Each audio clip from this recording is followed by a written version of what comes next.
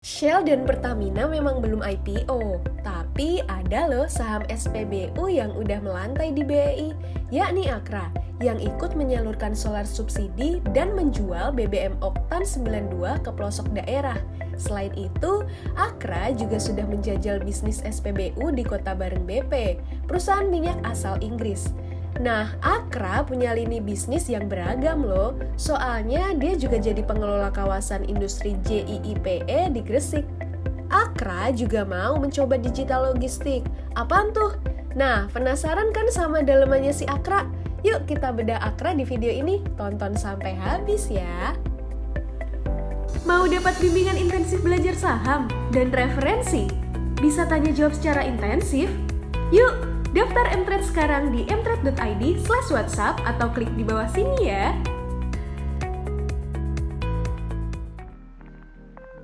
Nah, bersama kita sore hari ini sudah ada CEO Pak Haryanto Adikusumo dan juga di sini ada juga Direktur dari Akra yaitu Pak Suresh Fembu, di mana kita akan ngobrol-ngobrol banyak nih.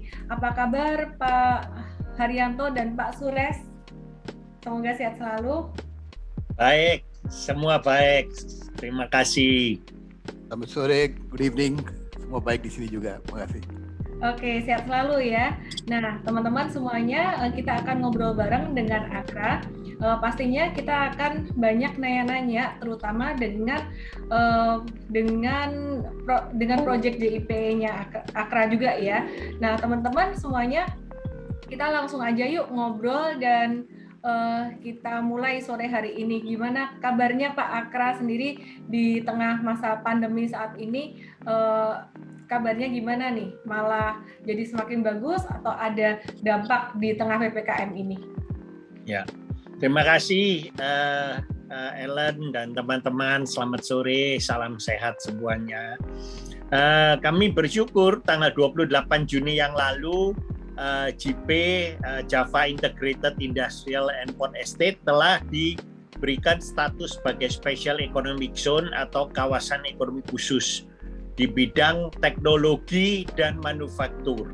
Jadi kami percaya ke depan JP akan menjadi tempat yang sangat atraktif untuk investasi, karena bukan hanya JP ini terintegrasi dengan pelabuhan laut dalam, dengan kereta api, dengan jalan tol maupun dekat dengan airport Juanda Surabaya, tapi juga sekarang mempunyai ease of doing business sebagai kawasan KIK yang juga mendapatkan banyak lagi insentif ya, seperti insentif pajak, tax holiday, insentif untuk customs, insentif untuk tenaga kerja dan sebagainya. Jadi kami percaya JP akan memberikan significant contribution ke depannya terhadap Akra.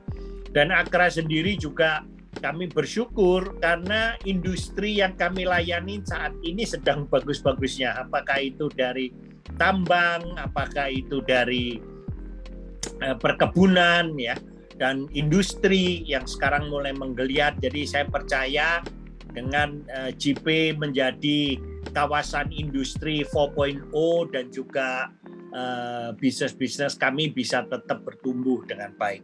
Mungkin saya bisa serahkan kepada Suresh untuk memberikan presentasi. Silakan Suresh, terima kasih. Ya, terima kasih Pak Haryanto, terima kasih Bu Ellen. Ya, sebab hari ini mungkin saya use this opportunity untuk update mengenai AKR Corporindo Tbk ke semua teman-teman di Mtrade dan juga update mengenai perkembangan KIK dan juga impactnya ke depan gimana. So Fiona, can we go to the next slide? Ya, hari ini di agenda mungkin saya briefly touch upon AKR Group sebagai profil bisnis apa, bisnisnya apa yang kita lakukan dalam di trading and distribution dan other business, dan KIK ke Gresik JP itu gimana itu bisa menjadi satu kunci dorongan investasi di Indonesia dan juga bisa bawa manfaat untuk AKR Corporindo punya stakeholder. Nanti baru kita selesai 30 Juni saya bisa kasih sedikit gambaran atau bocoran mengenai apa yang first look kinerjanya dalam waktu 6 bulan dan juga sedikit outlooknya mengenai AKR Corporindo di tahun 2021. Next slide. Ya, sebagai AKR Corporindo, can we move to the next slide? Perusahaan AKR Corporindo sudah kenal sebagai perusahaan yang termuka di bisnisnya distribusi dan basically kita mulai dari bahan basic chemical ya atau kimia dari tahun 60-an. Tapi dari 2005 AKR juga udah masuk ke bisnisnya industrial petroleum dan sekarang AKR juga menjadi kalau swasta AKR adalah nomor 1 di distribusi BBM. Ini semua terkait dengan logistik dan supply chain. So AKR Corporindo dari mungkin 60 tahun sudah bikin bisnis berbasis distribusi dan selalu kita identify bisnis baru yang peluangnya di mana bisa bisnisnya ini dan selalu kita lihat opportunity untuk growth ada, especially di Indonesia kalau kita lihat opportunity untuk infrastruktur masih sangat bagus dan juga investasi butuh untuk distribusi bahan kimia, BBM, energi dan lain. So, sekarang AKR menjadi leading distributor untuk energi dan bahan kimia. Next slide. Kalau bicara mengenai portfolio AKR ya, saya bisa bilang ini bisa 3 aspek. Satu adalah di perdagangan dan distribusi AKR Corporindo sebagai induk juga dan holding company. Kita ada portfolio of energy dan basic chemical, mana AKR Corporindo distribute BBM dan juga kimia. Di tahun 2020 kita juga tambah bisnis ini dengan Petronas Chemical, yang mana kita bentuk perusahaan untuk distribusi BBM kimia ke depan. Kalau bicara logistik, selain kita distribute BBM, kita udah bangun infrastruktur seperti tank storage terminal, juga fleet of truck, ship dan semuanya. Ini penting untuk kita bisa deliver produk ke consumer end to end. Untuk ini AKR dengan Vopak, Royal Vopak sudah buat satu joint venture juga di Tanjung Priok, mana ada independent tank terminal dan juga di beberapa tempat di Indonesia. Sekarang AKR operate di 17 lokasi di Indonesia. Kalau untuk transportasi, seperti orang customer minta bahan kimia harus deliver atau mungkin BBM harus deliver ke Kalimantan, Sumatera, manapun. Kita juga ada armada truk dan juga kapal yang mana kita juga distribute ke customer. Dalam waktu 5 tahun yang terakhir, AKR juga sudah diversifikasi dan juga tambah berapa bisnis baru, termasuk yang bisnis dengan BP untuk retail dan juga aviation. Mana kita buat joint venture dengan BP untuk BP AKR Retail Petrol dan juga dengan BP untuk Aftur. Juga ini semua perusahaan kita ada majority. Dengan Pelindo 3, AKR sudah buat proyeknya JP di Gresik, mana selain kawasan industri, kita juga ada pelabuhan dan utility, termasuk listrik, air dan semuanya. So kalau kita bicara AKR, kita selalu identifikasi peluang baru, di mana bisa bangun bisnis baru, yang bisa bawa manfaat untuk semua stakeholder kita, tetap bisa grow bisnisnya AKR ke 5 tahun, 10 tahun ke depan. Tapi semua bisnisnya AKR buat itu semua ada terkait dengan logistik dan infrastruktur. Kenapa perusahaan-perusahaan seperti asing seperti BP atau Petronas atau Royal Vopak atau mungkin Asahi semua mau kerjasama dengan AKR? Kita punya infrastruktur logistik, terminal ya, dan pelabuhan dan juga transportasi. Untuk ini kita lihat portfolio AKR itu unik dan juga sangat butuh untuk Indonesia untuk semua aspeknya supply chain dan infrastruktur. Dan dengan JP kita bisa buat bisnis baru dengan recurring income. Nanti saya ceritakan. So ini adalah portfolio aset AKR dan selalu kita ada banyak opportunity untuk grow dan selalu kita invest. Next slide. Kalau bicara mengenai infrastruktur untuk distribusi BBM dan kimia, AKR dalam waktu 60 tahun sudah bangun infrastruktur di semua pulau-pulau di Indonesia. Seperti Bapak Ibu tahu, Indonesia menjadi negara yang kepulauan yang paling besar di dunia dan sangat susah untuk bawa barangnya atau mungkin produk energi atau kimia, dan cost logistiknya mahal. Untuk ini AKR dari tahun 70-an sudah mulai bangun tank storage terminal di pelabuhan kerjasama dengan Pelindo. Kalau kita lihat di peta ini, kita mulai dari Surabaya, sekarang ada di Tanjung Priok, Medan, Stagen. Ini menjadi terminal yang hub. Dari hub kita juga distribute ke semua daerah-daerah pakai terminal yang di sungai, terminal yang kecil juga. So sekarang kita sudah punya 17 lokasi titik-titik yang mana kita bisa distribute produk kimia dan BBM. Sangat susah untuk replicate. Kenapa? Kalau mau bangun gak cukup kita cuma bangun di satu lokasi. Harus bisa invest untuk bikin terminal. Sekarang AKR punya penyimpanan sampai 819 juta liter, juga jumlah tangkinya udah lebih dari 160 tangki di resort tempatnya di Indonesia. Next slide. Kalau bicara mengenai financial, dengan tumbuhan bisnis, dengan masuk ke bisnis seperti BBM dan juga bisnis-bisnis yang lainnya, bisa lihat trennya laba neto. Kenapa saya masukin 2005? Itu adalah tahun waktu AKR masuk ke bisnis BBM. Pertama kali kita impor BBM. Sebelumnya itu semua basic kimia dasar. Waktu tahun 2005, profit AKR 119 miliar. Tahun lalu, profit AKR sudah 925 miliar. Perkiraan kita tahun ini bisa naik juga sampai 1,05 triliun. So basically, kalau lihat profit AKR dan juga bisnis AKR terus tumbuh, dan CAGR growth dalam waktu 15 tahun selalu kita grow dengan 15%. Waktu zamannya di tahun 2020 dan 2021 juga, waktu pandemik juga AKR tumbuhan profit sudah lumayan bagus. Tahun 2020 laba neto AKR naik 30% banding dengan 2019. Di kuartal 1 profit AKR naik 34% banding dengan kuartal 1 2021. Tren nanti saya bahas mengenai 6 bulan, bisa lihat kira-kira sama seperti ini. So basically AKR sebagai perusahaan selalu konsisten di laba dan juga business growth-nya. Next slide. Sekarang saya sedikit mau ceritakan mengenai perkembangan tadi Pak Haryanto bilang mengenai kawasan ekonomi khusus di Gresik dan kira-kira perkembangan ke depan gimana. Next slide. Project JIPE atau Java Integrated Industrial and Port Estate adalah public-private partnership, bentuknya joint venture antara AKR Koperindo dengan Pelindo 3. AKR Koperindo dan Pelindo sudah lama kerjasama untuk bikin terminal infrastruktur dimanapun. Di tahun 2013 kita kerjasama untuk bangun JIPE. Di proyek ini ada 3 aspek. Satu adalah kawasan industri, satu juga ada pelabuhan, pedalaman, dan juga ada residential.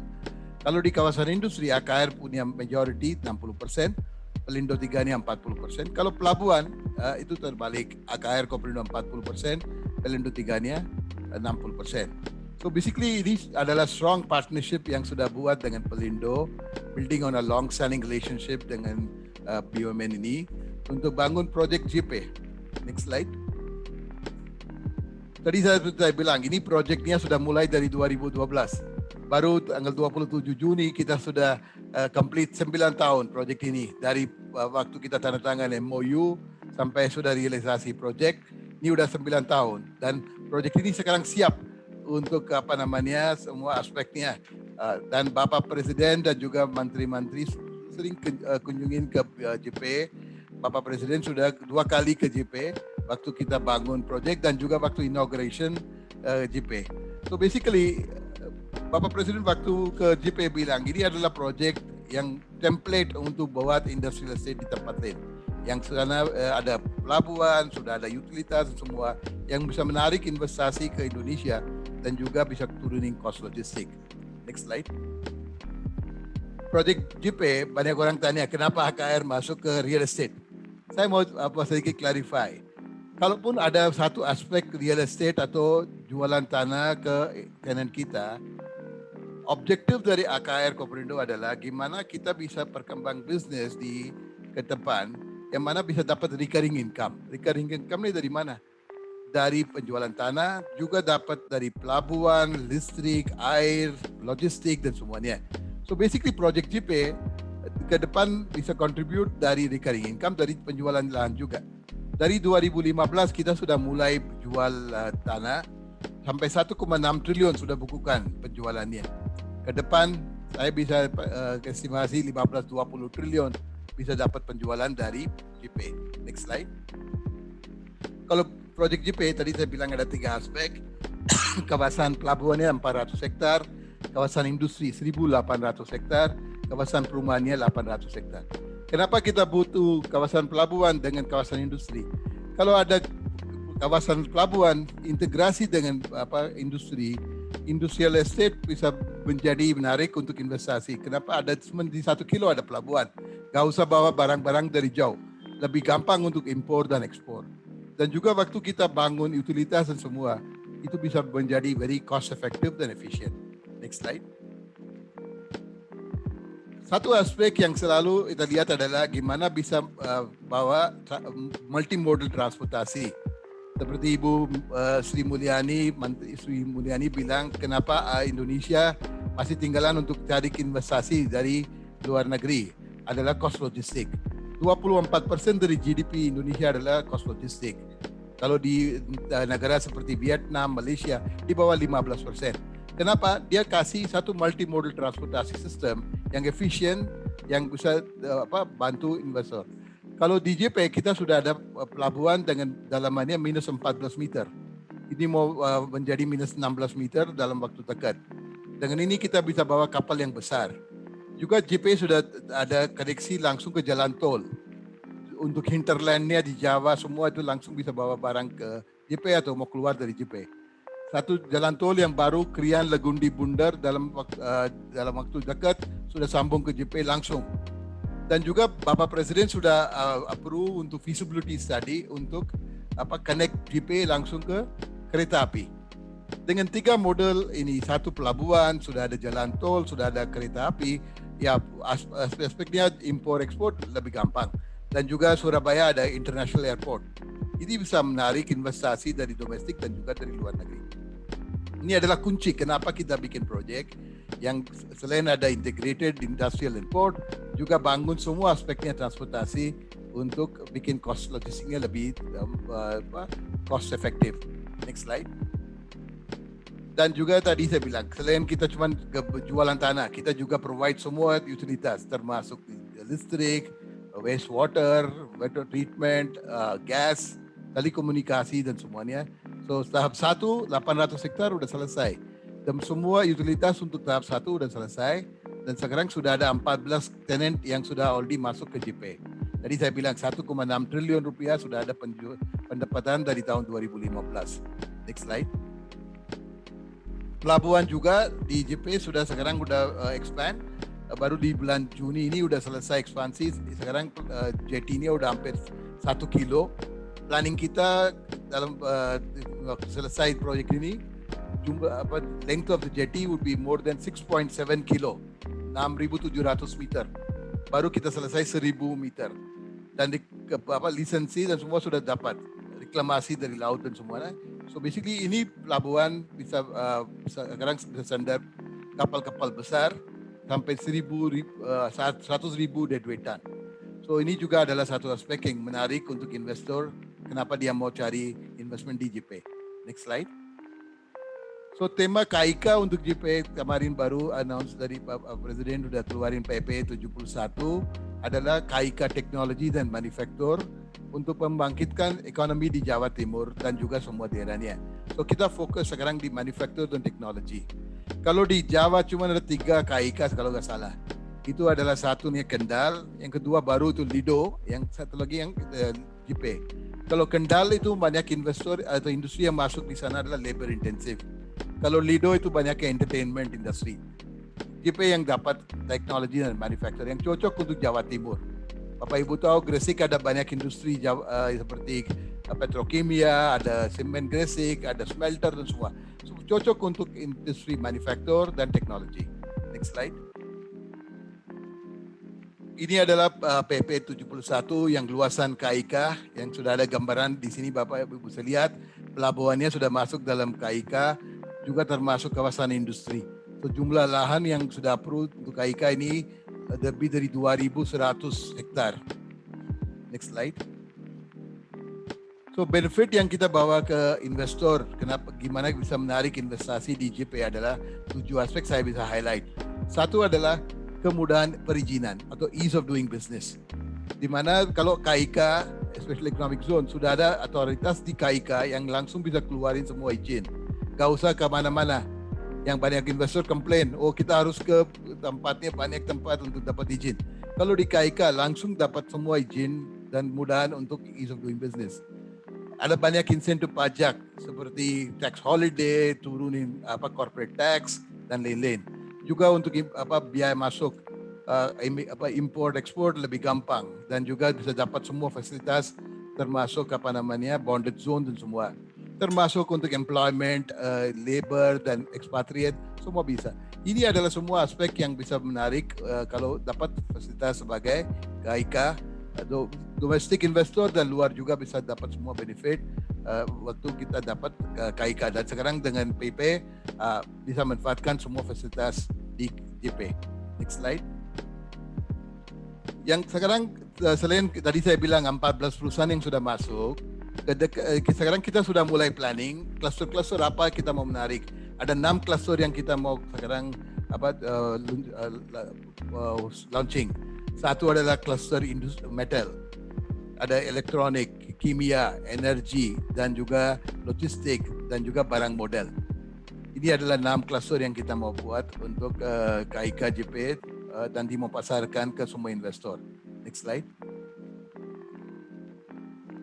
Ini adalah peta JP. Dari mulai awal kita sudah planning JP dengan master planner Nippon Koi dari Jepang. Di JP lalu kita bikin cluster sesuai dengan industri yang kita mau narik. Kita gak mau narik investasi dari labor intensive industri atau mungkin industri-industri yang gak pakai banyak utilitas, gak punya pelabuhan. Tadi saya bilang, ultimate objective adalah recurring income. Untuk ini nih yang semua cluster yang kita sudah plotting di JP adalah yang industri yang butuh pelabuhan, utilitas, semua aspek untuk menarik recurring income. So, next slide. So basically di JP kita mau targetin industri baru atau industri 4.0. Mana itu adalah industri yang ada high technology, yang ada use of latest technology dan juga IT dan juga other aspek. Kalau metal investasi kita mau tarik seperti di nikel, besi baja, logam dan juga ke depan industri-industri seperti electric vehicle. Dia minta banyak metal seperti copper dan precious metal. Ini adalah industri yang kita mau targetin. Yang kedua juga adalah kimia. Seperti Bapak Ibu tahu sekarang ada proyek Freeport di JP. Dia mau bangun smelter copper dan juga precious metal di JP. Byproduct dari Freeport smelter would be sulfuric acid dan other product. Ini bisa bawa satu downstream industry yang bisa seperti di sulfur, pupuk, kertas dan lain-lain. So kita bisa cari investasi dari petrochemical industry, electronic industry, yang new age industry, IoT, robotics dan semuanya kita mau targetin. Dan juga energi. Bukan energi pakai fossil fuel atau coal, bukan. Kita mau membangkit listrik pakai gas dan juga dengan luas tanah yang besar, kita juga mau masuk ke renewable. Dan juga industri yang dukung seperti barang modal. So ini adalah aspek industri yang kita mau target untuk JP ke depan.